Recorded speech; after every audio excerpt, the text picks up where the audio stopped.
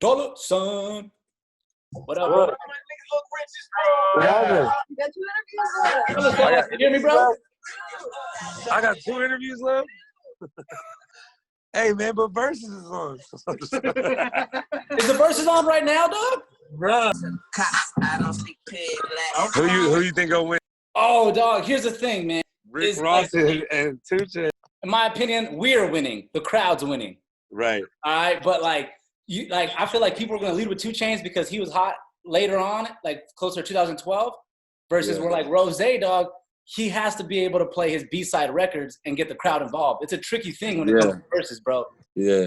I gotta ask you, man. I know for your creative process, Ty, part of it was being in the studio and then going out and seeing how the audience reacts to it. Yeah. Since we've been on lockdown, part of your creative phase is kind of shut down, bro. Yeah, for sure, man. Do you feel like a little creatively deprived from that, or do you feel like with all the COVID going on, your creative juices are more flowing? Man, beyond the COVID shit, bro, I lost my grandmother this year. My girl lost her grandmother. Mustard just lost his grandfather. Lost big homies, another homie. Like, all type of fucking crazy shit been going on, bro. So, like, I've been fucked up in the head, but still, like, coming to the studio, which is at the house. So, I mean, I've been coming in here every day and fucking just trying something. And it's been cool because that's my release. So it's been good. It's been therapeutic for sure. But it's been tough, like a motherfucker, man. And I know I'm not the only one. It seemed like everybody that I know is going through something right now, bro, beyond the COVID shit. 2020 is wild, dog. And first and foremost, condolences with you and your family and your grandmother. Oh, man, I was basically raised by my grandmother. So when she left us, that was one of the most... Same, man. This is the grandmother that when my mom kicked me out, let me fucking kick it there, fucking set up my studio, play the fucking music loud as shit, 2, 3 in the morning. Oh, fucking, man. My daughter's mom used to come over there, we conceived fucking Jalen there, all type of shit. This is that grandmother, you know what I mean? Like, oh, dog, I know what you mean. I do stand-up comedy, so my grandma was the one who would come to my shows and be like, you need to do the Bill Clinton blowjob jokes. I'm like, grandma, like, well, you're talking about that grandma who accepts you for who you are, dog, 100%, bro. I'm right there with you on that, doggy, for sure. Yeah, and, man, so, I mean, that condolences to you too, bro. Hey, appreciate that. And it's wild that we're talking about this because when I was going through that whole situation with her, like I said, a few years ago, that's when Blase was big. We first linked in San Antonio, and I stage dived with you to Blase at the Aztec Theater, and I overshot my landing. But I made it back to the stage, dog, but it was a long 2 minutes, bro. But that was just one of the things I'll never forget. As a matter of fact, it was one of those moments. It was a freeing moment, almost like skydiving for me, if you may. Yeah. But I want to kind of skip to one question, bro, since we've started off kind of talking about, a little bit of grievances and everything like that going on. I really came up on the song with you and Thundercat. And man. That one cut deep, too, and that was a big thing. And I was watching your interview with Zane Lowe, and you talked about crying, and that was the first time your daughter seen you cry. Yeah, man. And I don't have a daughter, but I do remember the first time I seen my father cry. He was incarcerated, and I had to go to the jail to visit him and relay the message that one of his lifelong friends has passed. And that was the first time I saw him bawl. And I feel like nobody ever remembers you don't unforget the first time you see your father cry. So my question to you, Ty, is after that moment, when the dust kind of settled, what was the message to your daughter? What did you tell her? I mean, I basically told her, sorry, but shit, some certain times, life happens and, I broke down, but you just got to keep on going. And, I hope that she never happens to, she never has to, have that happen to her, like lose like a close person, but it's inevitable. You know what I'm saying? So, it's all right, to let it out sometimes. You know what I'm saying? On some me and Thundercat shit, like when we were making that song, we had to let it out. You know what I'm saying? And it's crazy because you meet a lot of people in this music game. A lot of it is just work, and you think they're homies, but it's just work.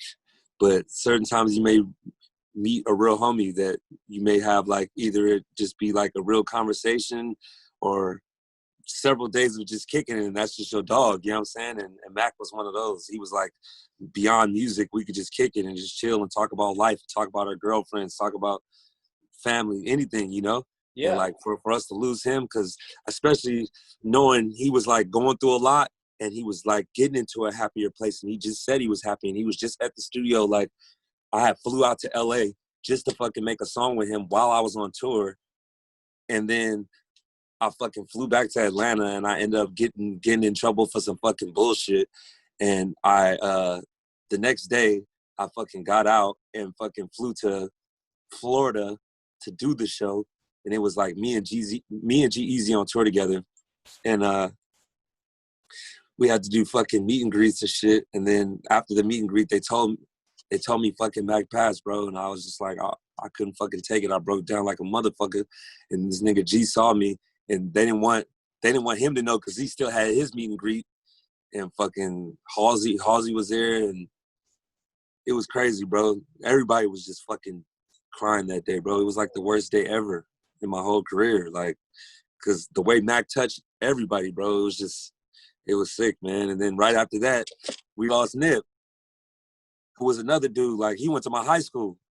Like, wow. I didn't know that. Yeah, man. Like, we went to Hamilton and shit. And it's crazy to lose him too, because he was just one of the realest dudes ever, beyond like on some friend shit, just like as a man, and like as an example for other men, and what he was to the city. Like, Dog. It was beautiful, man. Like, what neighborhood meant to, I self-identify as Chicano, and I know you're familiar with Chicanos in the LA area. Like, yeah. What he meant to our community as well too, doggy. Like, it was huge, you know what I'm saying? Him and YG a lot of times were the only ones who would step up and vocalize for us on that level. You know, we don't have, at the time, we didn't really have that mainstream artist. So, you know, Nip was like, man, that's like, you know, the Bill Gates to the hood, bro. So that was a shot across the globe. That one hurt, dog. Yeah.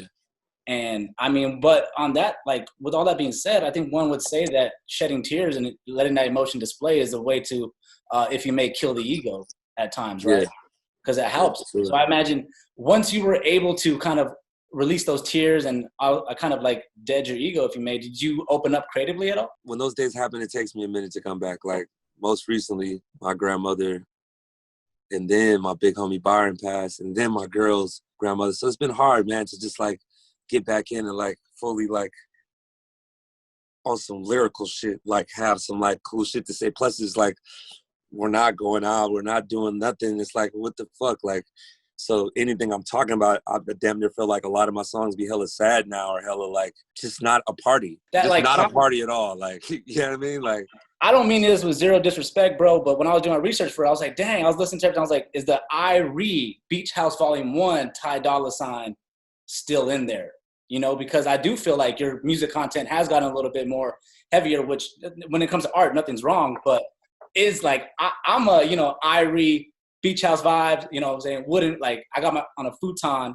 Yeah. Is that hearty Ty Dolla $ign still there and around? And would we possibly get that on the next album? I have a couple bangers, like shit from that the original people want to hear, you know, and luckily right before Corona hit, you know, I caught a wave of that, you know what I'm saying? And I have a couple of those, but for the most part, ever since then, bro, like, it's just more like real life. And my real life right now is not the same as it was during Beach House 1. It's more so, my daughter's 15 now. She's paying attention to everything I do. She even hit me with the one time I was getting on her about something. She hit me with but Dad, you did this. Like, what? Oh shit. It's like, now I gotta like, I can't like make no mistake. I can't like, I gotta be an example and shit. And I gotta like make sure all of my moves are right so I can make sure she's right, you know? And of course, like what our parents told us is like, yo, we're the adults, you're the fucking kid, stay in a kid's place shit. But I also want to like do my part as being a good example. I got one more question. I got a question in relation to ego death with Kanye's verse, because it just, like you just said it, you know, you're raising a teen daughter, right? Yeah. And the one line from Kanye in that song that really kind of stood out to me was he's like, you know, their plan A was to get us on plan B. Exactly. When Kanye West, you know, the phenomena, the philosopher, the genius, drops a bar like that in your song, what's your reaction? Do you approach him about anything? Do you say, hey, man, this may be a little problematic, or do you just let the genius flow? I let him flow, and I thought what he said was great. Because, like, how I took it, plan A was their plan B. Is like they're trying to, like, get, like he said, lower the count on our families and lower the count on our damn votes. It was like, damn, that's like, that makes so much sense, man, and it's true. It's like, it's true, bro. Like, whatever you want to say, whatever your opinion is on it, is true. And, like, nah, everybody is not ready for a baby, like, on some other shit. So I agree with that, you know, because everybody's not ready for it, you know. I mean, but at the same time, that is what they are on. Their plan A is the plan B. So I like the bar. Dude, it popped out at me, and I was just like, man, I was trying to be in your shoes, like, dang, you got that, like, what do you do with that line? Because it's so controversial, but at the same time, you're right, it enlightened me to the type of medical racism that African-American females have faced throughout this country throughout the decade of time. So thanks to you and Kanye for that. One last question. If Ty Dolla $ign was to do a versus battle against anybody, who would it be? Whoever wants to smoke, but I don't know, it's going to be tough for you. and we could do it to where I only play the features fucking songs, and I'll go against somebody. So whoever wanted, let me know. Okay. Let me know, man. Whoever wanted, man. I'm down to get on the verses. Chris I'm Brown sitting here watching Rose and Chris Brown versus right now. Chris Brown versus Usher. If that happens, you making your prediction? Chris Brown. These are both my homies. But I just think that is an unfair battle because Usher ain't had the recent songs that Chris Brown has had. Like, you know what I'm saying? So you can't even do that. Like, for the audience, you know what I'm saying? You need somebody that's been here during Chris Brown's time. You know what I mean? Like, or somebody that's been there during Usher's time. Like, that's how I look at it. Hell like yeah. Rose and 2 Chainz, they're like the same time, right? So it's fair. Like, I mean, I thought personally that even though I respect both artists, that the Snoop Dogg and DMX is a little unfair because I feel like fucking Snoop Dogg is like, what? Like, why would you do that? Like, why would you go against Snoop Dogg, nigga? I think the way they played it was like the ultimate, like, that's the way what it should be. I think it was dope. It was respect. Everybody was respect, but I'm just saying on some, like, I just felt like Snoop Dogg had way more, like, bops, like real bops. Like, I don't know. Maybe that's just me being biased West Coast nigga. You know what I'm saying? But I don't know. I just knew more of his songs, and I love DMX. You know what I'm saying? Hell yeah, Ty. Hey, I appreciate the time, brother. Anything else you want to let your fans know about the upcoming album or, you know, Dream House is coming real soon. Shout out to everybody that's been down with me from the gate, and shout out to all my new fans.